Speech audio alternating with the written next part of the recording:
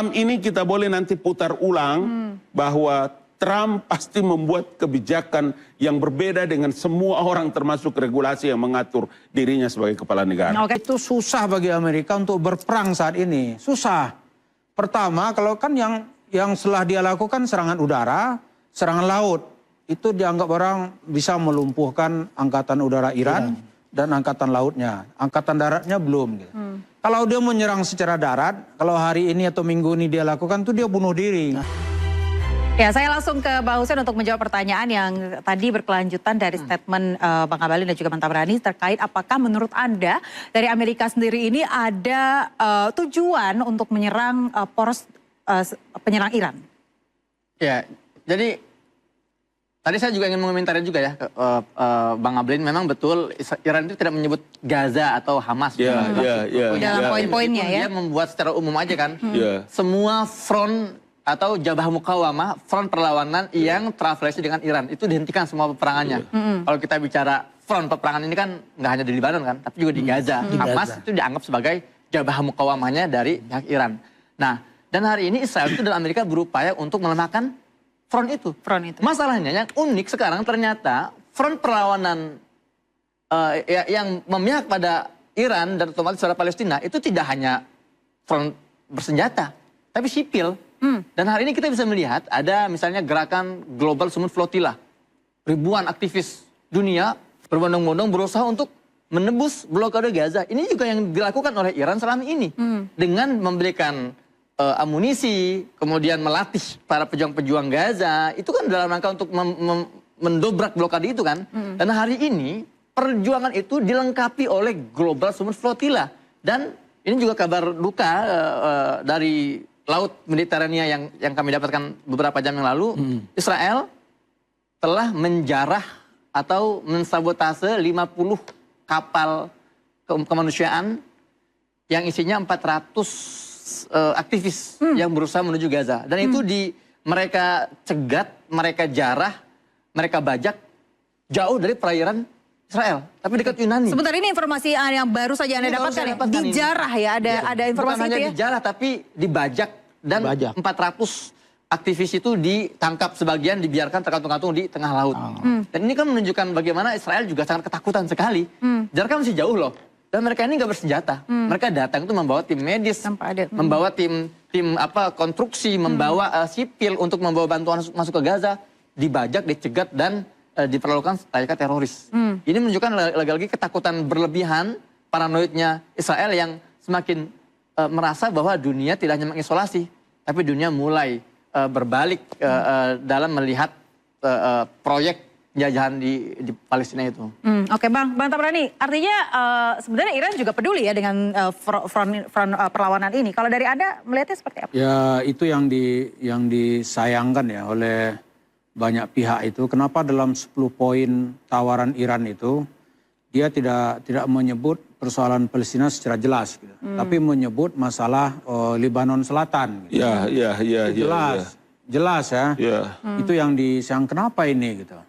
Kemudian yang kita lihat lagi, ya usulan-usulan Iran ini kan mungkin ya, karena yang ditawarkan Amerika itu kan seolah-olah tidak memberi ruang gerak, gitu. Ruang gerak untuk bernegosiasi, gitu.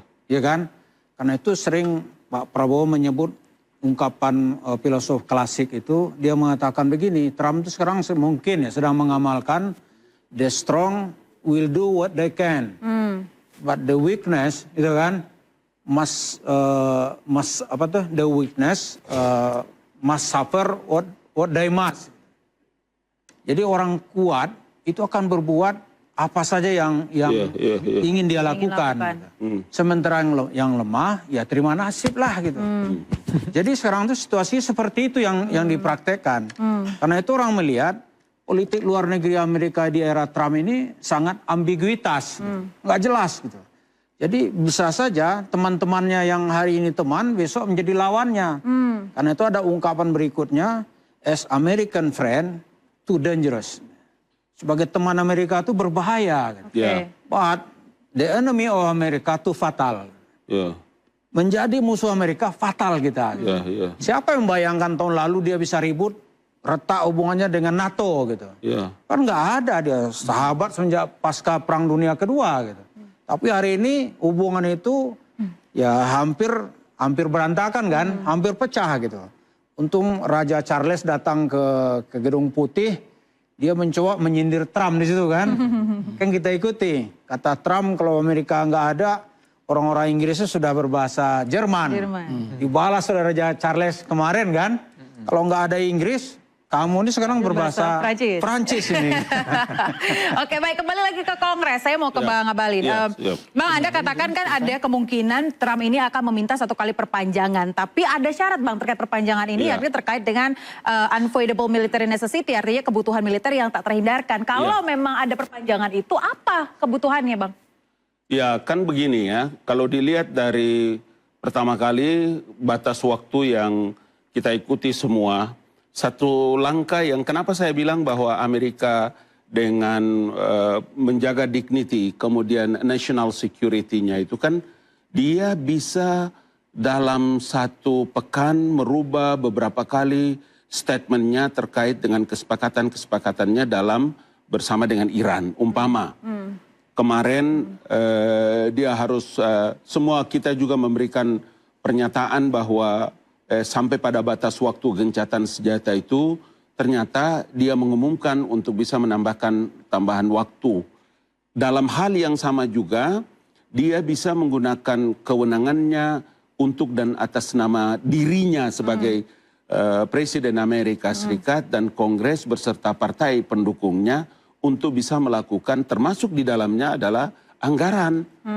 Dalam kajian teori international relation, hubungan internasional itu memang menjelaskan bahwa ketika dia mengambil satu keputusan yang bisa menjatuhkan harkat dan martabat Amerika Serikat, maka pada saat itulah dignity sebuah negara yang namanya Amerika Serikat jatuh di tangan Trump. Karena itu dia akan berpikir yang pertama atas nama negaranya, dan yang kedua adalah menjaga kepercayaan masyarakat Amerika. Meskipun budget Pentagon tidak mencukupi. Nanti lihat. Malam ini kita boleh nanti putar ulang bahwa Trump pasti membuat kebijakan yang berbeda dengan semua orang, termasuk regulasi yang mengatur dirinya sebagai kepala negara. Oke, saya mau tanya Bang Novel. Terbukti dalam banyak hal. Iya, dari banyak hal itu terbukti ya. Suka tidak mengikuti aturan ya. Kalau Bang Novel seperti apa Bang? Kalau ini dilanjutkan ada perpanjangan 30 hari meskipun tanpa persetujuan dari Kongres, Anda melihat seperti apa ke depannya? Jadi gejala yang kita melihat ini kegoyangan, ketimpangan berdasarkan ego. Trump ini berdasarkan ego. Sudah mengindahkan daripada keputusan Kongres. Nah, ini saya bilang seperti awal, sepertinya titik habis Trump saat ini untuk menggali kuburan sendiri di negaranya sendiri. Dirongrong oleh warga, dirongrong oleh kabinetnya, dirongrong oleh Israel itu sendiri, dirongrong oleh orang-orang yang ada di sekitar yang nggak pernah mendukung daripada upaya-upaya Trump, karena tidak sangat menguntungkan ekonomi secara global. Mereka ini sudah berhitung panjang, sudah berhitung ulang, ternyata apa yang Trump sampaikan ini, Trump yang kerjakan ini hanya untuk mengabuli daripada mengkabulkan ambisi daripada egonya yang Trump ini, yang sangat betul-betul tidak menguntungkan bagi rakyat Amerika. Oke, Mantan Berani, kalau di Kongres sendiri yang mayoritasnya ini kan Republik begitu ya, belum memberikan persetujuan untuk melanjutkan perang begitu ya. Kalau Anda melihat seperti apa? Ini menarik ini. Ya, apakah, pertanyaan saya adalah apakah menurut Anda Israel akan ikut mempengaruhi persetujuan Kongres? Begini, ini di kalangan publik Amerika sekarang ini kan kepada Trump yang belum bisa dijawab, ini perang siapa sebenarnya? Perang Amerika atau Amerika melanjutkan politik luar negeri Israel? Jadi Trump ini ngikut Netanyahu. Gitu. Nah, karena itu kenapa kita harus menghambur-hamburkan budget kita? Gitu. Itu satu yang nggak bisa dijawab oleh Trump. Yang kedua, saya ingin menyinggung sedikit lagi. Iran sekarang ini memainkan center gravity dari versinya juga, gitu. Yaitu memenangkan public opini dunia. Sekarang ini ya di mana-mana kan orang melihat Trump kamu salah gitu. Karena diserang dari berbagai sisi dari opini dunia gitu. Kalau opini ini bisa bertahan lama, itu pasukan Amerika itu kehilangan moral. Kalau dia kehilangan moral, tidak ada kewajibannya berperang untuk apa gitu. Betul. Kan itu yang terjadi dalam perang Irak. Setelah 10-20 kita di sini ngapain gitu. Apalagi nonton film September 11 atau Fahrenheit 9/11. Itu kan mengecam kebiasaan pemerintah gitu. Di Afghanistan dia bisa menang dalam perang mengalahkan rejim Taliban. Tapi kan 20 tahun kemudian Amerika kan angkat kaki secara terhina gitu. Nah ini sekarang publik Amerika tuh mempertanyakan itu ke Trump, itu disuarakan oleh banyak intelektual gitu. Jadi Trump ini dia mau kemana gitu. Karena itu tiap hari penuh dengan ambiguitas. Hari ini begini, besok begini gitu kan. Hari ini malam terakhir saya akan hancurkan Iran dalam waktu 3 hari. Mana dianya? Jadi kalau menurut hitungan real, itu susah bagi Amerika untuk berperang saat ini. Susah. Pertama, kalau kan yang setelah dia lakukan serangan udara, serangan laut. Itu dianggap orang bisa melumpuhkan angkatan udara Iran dan angkatan lautnya. Angkatan daratnya belum. Gitu. Kalau dia menyerang secara darat, kalau hari ini atau minggu ini dia lakukan, tuh dia bunuh diri. Nah itu dia. Pasukannya cuma berapa? Ditunggu oleh IRGC jumlahnya lebih 100.000 gitu. Dia paling 10.000. Sehebat apapun perang darat kan faktor manusia sangat penting. Untuk melumpuhkan Irak, coba sedikit lagi nih. Setuju Anda dengan Bang Tabrani? Kan saya bilang, betul apa yang dibilang Bang Tabrani, memang lagi menggali kuburan sendiri. Karena ketidakberdayaan kondisi psikologi daripada orang-orang militer itu sudah sangat terganggu. Kemudian juga apa yang diproduksi itu sudah nggak bisa memenuhi daripada ambisi Trump. Karena setahun itu Amerika hanya bisa memproduksi 600 rudal. Baik Patriot atau Tomahawk-nya itu segitu. Nah dalam 48 jam itu Trump menggempur begitu dahsyatnya Iran, itu menghabiskan dana 5,6 miliar dolar US itu dikuras di situ. Ternyata kagak kesampaian apa yang Trump tujukan, inginkan jauh daripada panggang, jauh dari api. Ternyata perhitungan Iran ini sangat luar biasa, tidak bisa disangka-sangka oleh perhitungan daripada Trump itu sendiri. Kalau Trump dikasih waktu nih, kalau Trump udah putus asa, sekarang kita melihat tinggal kalau disuruh pencet tombol nuklir itu udah dipencet. Saking sebegitu frustasinya, saking sebegitunya stresnya Trump ini untuk menghilangkan malu yang luar biasa. Trump ini betul-betul dipermalukan oleh warga global, yaitu rakyat dunia, betul-betul dibikin malu Trump ini. Tapi menurut Anda memang harus ada kesepakatan antara Amerika dan juga Iran, atau lebih baik udah Amerika tarik mundur aja pasukannya? Jadi kalau dibilang oleh Bang Ali Ngabalin ini, yang akan mengakhiri akhirnya sepertinya Iran. Karena akan malu menarik pasukannya, dan jangan lupa Amerika ini menebar perang selalu di mana-mana dan menebar kekalahan di mana-mana. Jadi nggak ada ceritanya Amerika sukses, mungkin ini adalah kepentingan bisnis.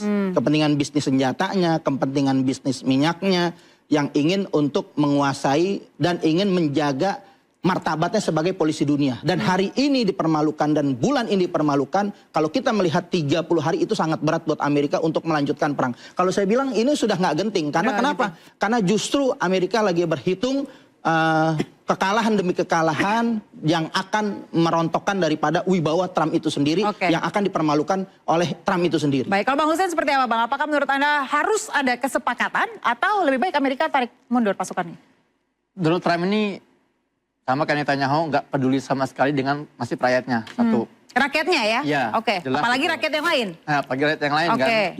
Sama-sama mereka ya rela mengorbankan puluhan ribu tentaranya demi ambisi pribadi gitu. Demi kekayaan keluarganya. Dan kita semua kan tahu baca beritanya bagaimana anak Donald Trump menjelang pengumuman perpanjangan ceasefire itu. Dia berinvestasi di saham gitu kan. Memang untuk memperkaya diri sendiri. Namun ada beberapa skenario bagaimana yang akan berakhir, tapi yang unik skenario yang tadi sempat dibahas oleh Ustadz Noval, bisa jadi struknya Trump ini itu yang akan menghentikan ini gitu kan. Karena kalau selain ini sulit sekali. Jadi Pak baik. Hussein Jadi hanya mengatakan ada kalau Trump stroke, perang ini berhenti gitu. Ada kemungkinan seperti tapi kan itu. masih ada Menhan-nya, masih ada Marco Ini. Rubio. Kalau Bang Abalin seperti apa, Bang? Saya mau bilang, saya selalu mau bicara secara objektivitas sains. Jadi kita perspektifnya itu begini umpama. Ini kan sekarang dalam Singkat saja, Bang. dalam peperangan ini maka supaya Iran juga tidak malu mukanya ini tertampar, begitu juga Amerika, maka kita juga mesti membicarakan tentang bagaimana desain exit strateginya. Desain exit Iya, strategi. jadi umpama begini. Tapi itu dalam waktu dekat nggak kira-kira? Oh bisa. Bisa? Tidak ada yang mustahil. Oke, kalau Bang tambahin Bang, kita nggak punya waktu banyak. Intinya aja, Bang. Begini, kalau menyelesaikan konflik itu, kata Henry Kissinger, musuh tuh tidak boleh terlalu ditindas habis. Tapi harus Pasti ada dikasih ruang. dia ruang, harga diri bangsanya jangan sampai diinjak-injak. Tapi berarti intinya harus masih akan ada diplomasi lagi. Ya, ada diplomasi kalau diinjak-injak, seperti dalam Perang Dunia Pertama itu, Jerman tuh diinjak-injak. Dalam Perundingan Versailles itu akhirnya melahirkan Hitler. Oke, baik. Berarti Jadi artinya kalau Iran intinya masih terlalu akan ada diinjak, diplomasi lagi ya? ada, ya. Baik. Pemirsa, diplomasi semakin senyap. Selat Hormuz yang sempat dibuka sesaat kembali ditutup rapat. Urat nadi energi terkunci ekonomi dunia diuji. Dan sampai kapan pemirsa bara perang dipelihara? Dan kapan damai